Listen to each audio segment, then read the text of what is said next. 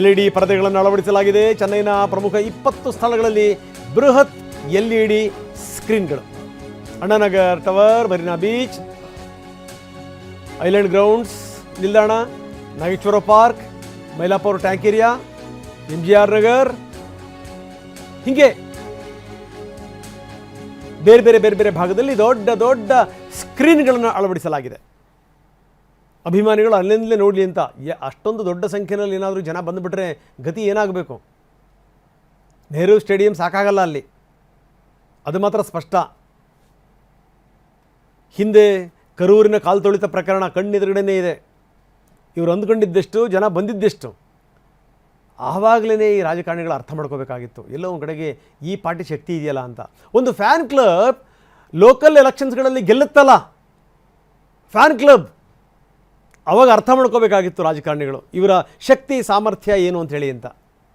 ನಾವು ಅಂದ್ಕೊಂಡಷ್ಟು ಸಾಮಾನ್ಯ ಅಲ್ಲ ಈ ಮನುಷ್ಯ ಅಂತ ಗೊತ್ತಾಗಬೇಕಾಗಿತ್ತು ಅಂತ. ಇದೆಲ್ಲದರ ಜೊತೆಗೆ ಹುಚ್ಚಾಟ, ತಿಕ್ಕಲತನದ ಪರಮಾವಧಿ ರಾಜಕಾರಣಿಗಳಿದ್ದು, ಅಧಿಕಾರ ಮಾಡುವಂಥವ್ರ ಬೇಕಾಬಿಟ್ಟಿ ಮಾತುಗಳು.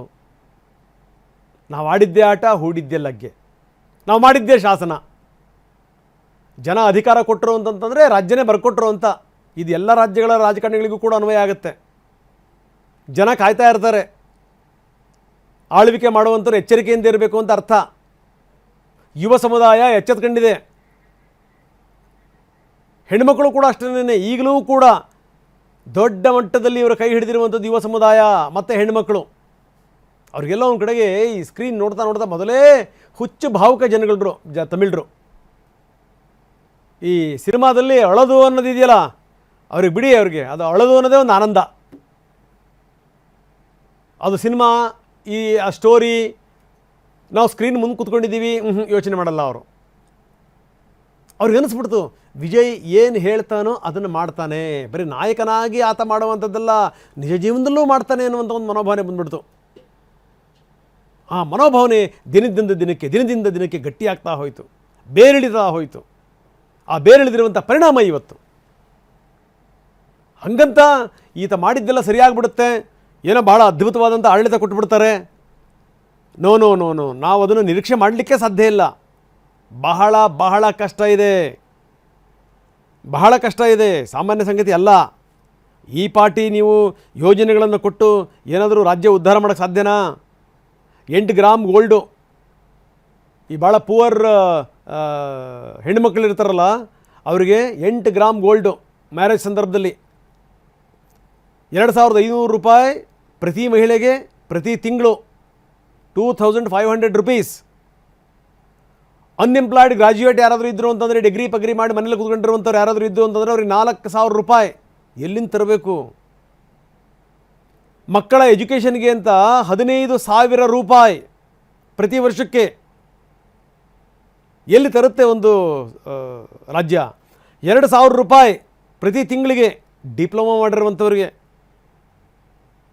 ಡಿಗ್ರಿ ಮಾಡಿರುವಂಥವ್ರಿಗೆ 4,000, ಡಿಪ್ಲೊಮಾ ಮಾಡಿರುವಂಥವ್ರಿಗೆ 2,000, 15,000 ರೂಪಾಯಿ ಮಕ್ಕಳ ಎಜುಕೇಷನ್ಗೆ. ಮನೇಲಿ ಏನಾದರೂ ಮಗು ಹುಟ್ಟಿತು ಅಂತಂತಂದರೆ ಬೇಬಿ ವೆಲ್ಕಮ್ ಕಿಟ್ ಜೊತೆಗೆ ಗೋಲ್ಡ್ ರಿಂಗ್. ಅಬ್ಬಾ, ಎಷ್ಟು ಬಂಗಾರದ ಗಣಿಗಳಿರ್ಬೇಕು ಇವ್ರ ಹತ್ರ ಅಂತಲ್ವಾ? ಒಂದು ಕಡೆಗೆ 8 ಗ್ರಾಮ್ ಕೊಡ್ತೀರಿ, ಒಂದು ಕಡೆಗೆ ಗೋಲ್ಡ್ ರಿಂಗ್ ಕೊಡ್ತೀರಿ ಮಗುಗೆ. 6 LPG ಸಿಲಿಂಡರ್ಗಳು ಪ್ರತಿ ವರ್ಷ. 25 ಲಕ್ಷ ರೂಪಾಯಿ ಪ್ರತಿ ಫ್ಯಾಮಿಲಿಗೆ ಇನ್ಶೂರೆನ್ಸು, ಪ್ರತಿ ಫ್ಯಾಮಿಲಿಗೆ ಫ್ಯಾಮಿಲಿ ಹೆಲ್ತ್ ಇನ್ಶೂರೆನ್ಸು. ಜೊತೆಗಿನ್ನು ಈ ಬಸ್ಸು ಓಡಾಡೋದು ಫ್ರೀಯಾಗೆ, free sanitary pads, interest free ಲೋನ್ಗಳು 5 ಲಕ್ಷದ ತನಕ. ಇದನ್ನು ಮಾಡಬೇಕು. ಇದೇನು ಸಾಮಾನ್ಯ ಸಂಗತಿನ? ಸಿನಿಮಾದಲ್ಲಿ ಡೈಲಾಗ್ ಹೊಡೆದಿರೋದು ಸುಲಭ ಅಲ್ಲ ಇದು. ಸಿನಿಮಾದಲ್ಲಿ ಡೈಲಾಗ್ ಹೊಡೆದಿರೋಷ್ಟು ಸುಲಭ ಅಲ್ಲ ಇದು. ಬನ್ನಿ, ಸ್ಟೇಡಿಯಂನ ಮುಂಭಾಗದಲ್ಲಿದ್ದಾರೆ ನಮ್ಮ ಪ್ರತಿನಿಧಿ ಹರೀಶ್ ನಮ್ಮೊಂದಿಗೆ ನೇರ ಸಂಪರ್ಕದಲ್ಲಿದ್ದಾರೆ. ಹರೀಶ್, ನಾವು ನೋಡ್ತಾ ಇದ್ದೀವಿ ಈಗಾಗಲೇ ಅಪಾರ ಜನಸ್ತೋಮ ಹರಿದು ಬರ್ತಾ ಇದೆ. ನೋಡಿ, 4 ಬಾರಿ ಪ್ರಯತ್ನ ಪಟ್ಟು ಇನ್ನೇನು ಆಗದೇ ಇಲ್ಲವೇನೋ ಅನ್ನುವಂಥ ಸಂದರ್ಭದಲ್ಲಿ ಅಂತೂ ಇಂತೂ ಇದು ಫಲ ಕೊಟ್ಟಿದೆ.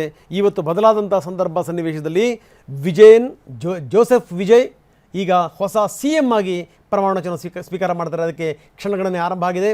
ಹೇಗಿದೆ ಪ್ರಿಪರೇಷನ್? ಜನ ಹೇಗೆ ಬಂದಿದ್ದಾರೆ?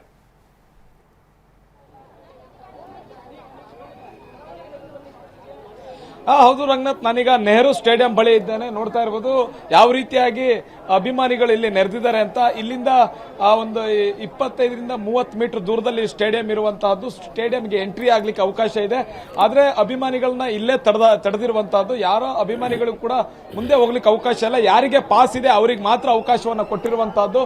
ಇದು ರಸ್ತೆಯನ್ನ ಡಿವೈಡ್ ಮಾಡಿದ್ದಾರೆ. ಒಂದ್ ಕಡೆ ಅಭಿಮಾನಿಗಳಿಗೆ, ಇನ್ನೊಂದ್ ಕಡೆ ರಸ್ತೆ ವಿಐಪಿಗಳು ಬರೋದಿಗೆ ಗಾಡಿಗಳಿಗೆ ಅವಕಾಶವನ್ನ ಮಾಡಿಕೊಟ್ಟಿದ್ದಾರೆ. ಪೊಲೀಸರು ಮಧ್ಯದಲ್ಲಿ ಬ್ಯಾರಿಕೇಡ್ ಗಳನ್ನ ಹಾಕಿರುವಂತಹದ್ದು. ಒಂದು ಬದಿಯ ರಸ್ತೆಯಲ್ಲಿ ಸಂಪೂರ್ಣವಾಗಿ ಅಭಿಮಾನಿಗಳು ನೆರೆದಿರುವಂತಹದನ್ನ ನೋಡಬಹುದು.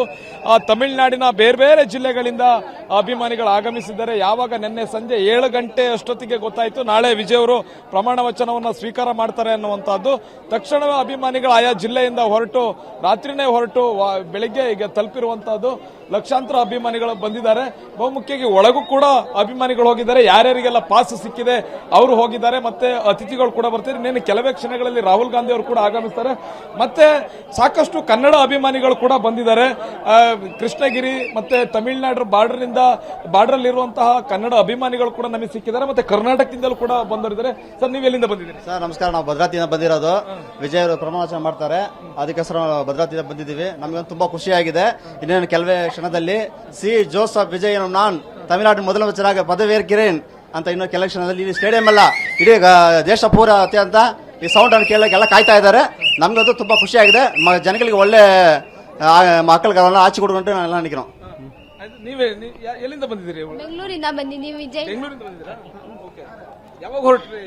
ನೈಟ್ ಬಂದ್ವಿ ನಾವು. ಬೆಳಿಗ್ಗೆ ಇಲ್ಲಿ ಬಂದ್ಬಿಟ್ಟು ನಮ್ಮ ಅತ್ತೆ ಮನೇಲಿ ಇದ್ಬಿಟ್ಟು ಇವಾಗ ಬಂದ್ವಿ. ಇಷ್ಟು ದಿವಸ ನಾವು ಆಕ್ಟರ್ ವಿಜಯ್ ಆಗಿ ನೋಡಿದ್ವಿ, ಇವಾಗ ಟಿವಿಗೆ ಸಿಎಂ ವಿಜಯ್ ಆಗಿ ನೋಡ್ತಿದ್ವಿ. ರಂಗನಾಥ್, ನೋಡ್ತಾ ಇರ್ಬೋದು, ಕರ್ನಾಟಕದಿಂದಲೂ ಬಂದಿದ್ದಾರೆ, ಬೆಂಗಳೂರಿಂದಲೂ ಕೂಡ ಒಬ್ರು ಮಹಿಳೆ ಬಂದಿರುವಂತಹದ್ದು. ಏನು ಓದ್ತಿದ್ದೀರಾ ನೀವು? ಓಕೆ, ವಿದ್ಯಾರ್ಥಿನಿ ಓದ್ತಿದ್ದಾರೆ. ಹಾಗಾಗಿ ಬೇರೆ ಬೇರೆ ಜಿಲ್ಲೆಗಳಿಂದಲೂ ಕೂಡ ಬಂದಿದ್ದಾರೆ, ಕರ್ನಾಟಕದಿಂದಲೂ ಬಂದಿದ್ದಾರೆ.